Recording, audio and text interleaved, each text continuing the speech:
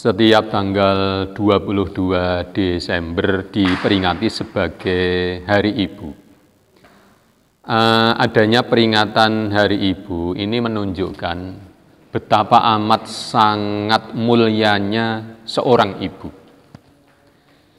Mengapa seorang ibu itu begitu mulia?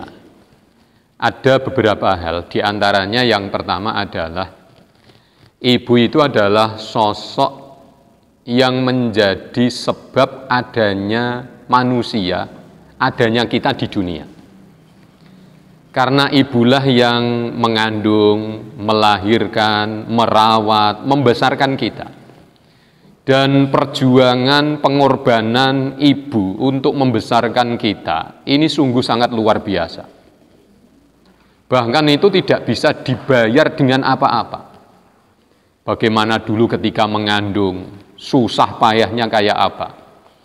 Kemudian melahirkan, taruhannya nyawa. Kalau tidak hidup, mati. Kalau tidak mati, ya hidup. Belum lagi merawatnya. Sejak kecil dirawat. Menghabiskan tenaga, menghabiskan waktu. Perjuangannya luar biasa. Ini tidak bisa dibalas dengan apa-apa. Dibalas dengan balasan yang paling hebat sekalipun. Jasa orang tua, terutama ibu, itu tidak bisa dibalas dengan apa-apa. Dulu di zaman Nabi itu ada sahabat Nu'man. Itu merawat ibunya sakit itu kurang lebih sekitar 15 tahun. Padahal sakitnya itu, ibunya itu selama 15 tahun itu hanya di kasur saja. Ya makan, minum, buang air besar, buang air kecil, itu di kasur itu terus. Lalu Nu'man itu merawatnya itu selama 15 tahun, luar biasa. Coba kalau sekarang itu dirawat sendiri itu kayaknya ya kalaupun ada itu jarang-jarang sekali. Ya. Ini luar biasa, 15 tahun dirawat sendiri. Nah setelah itu, Nu'man itu izin kepada ibunya untuk melakukan ibadah haji. Minta izin kepada ibunya, Bu, saya mau melakukan ibadah haji, kira-kira ibu mengizinkan apa tidak? Kata si ibunya, ya Nu'man tidak apa-apa, silahkan berangkat haji. Tapi ya saya diajak. Lah kalau kamu berangkat haji, saya dengan siapa? Siapa yang merawat saya? Akhirnya sama Nu'man, ibunya ini diajak, digendong. Oh, belum ada kendaraan, ya kemana-mana itu sambil gendong ibunya. Ritual ibadah haji itu sambil gendong ibunya. Tawaf sambil gendong, sa'i sambil gendong. Nanti kalau capek ya istirahat.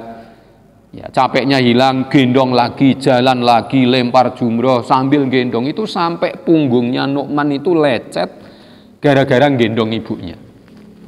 Nah, setelah ritual haji itu selesai, Nu'man itu menghadap kepada Rasulullah, ya Rasulullah, saya ini sudah merawat ibu saya yang sakit, tidak bisa apa-apa, hanya di kasur saja.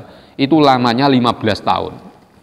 Setelah itu ibu ini saya ajak melakukan ibadah haji sambil saya gendong ya Rasulullah. Sampai punggung saya ini lecet gara-gara gendong ibu saya. Duh, bukti saya merawat ibu selama 15 tahun, kemudian menggendong ibu sampai punggung saya ini lecet. Itu apa kira-kira sudah cukup untuk membalas jasa pengorbanan ibu saya?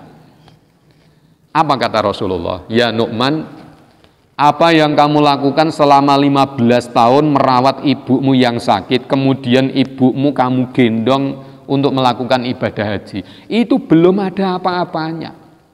Belum ada apa-apanya jika dibanding sakitnya ibumu ketika akan mengeluarkan kamu.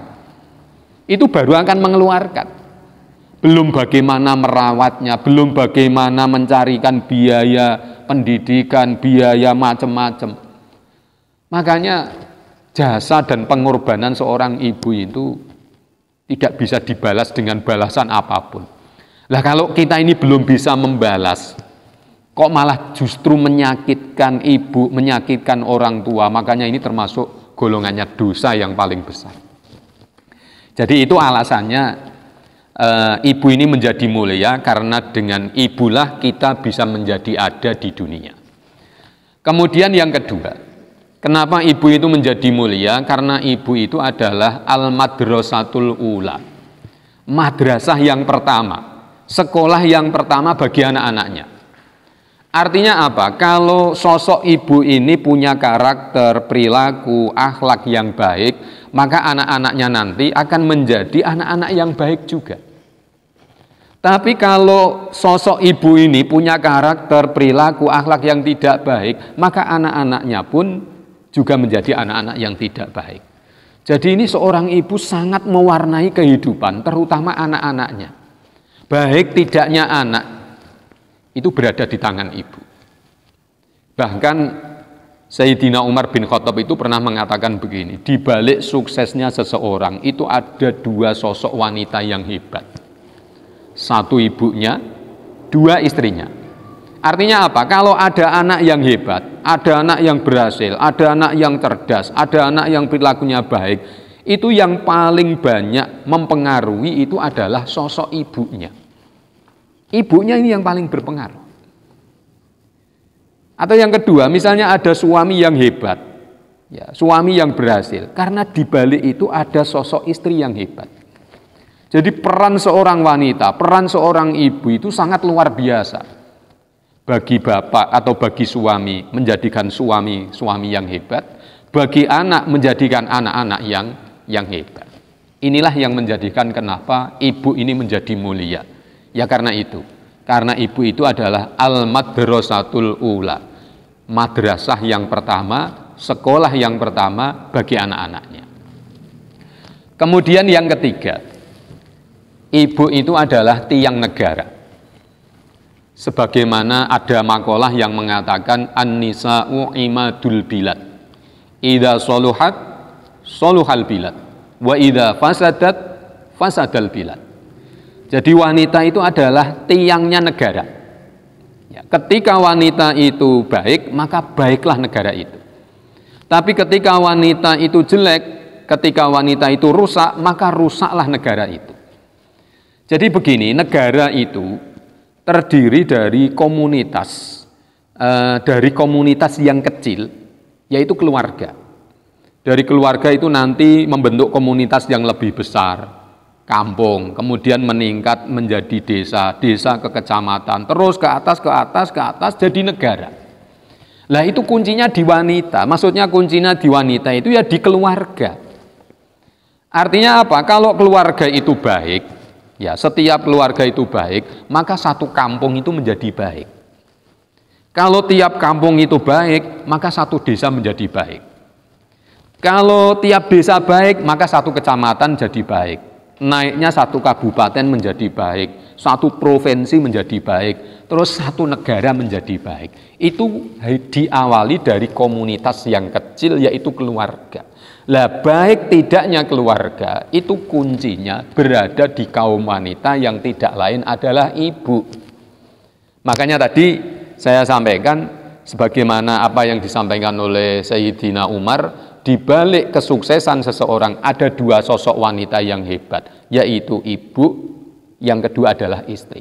Artinya ibu dan istri ini adalah bagian dari keluarga. Keluarga itu menjadi baik atau tidak, ya tergantung ini istrinya.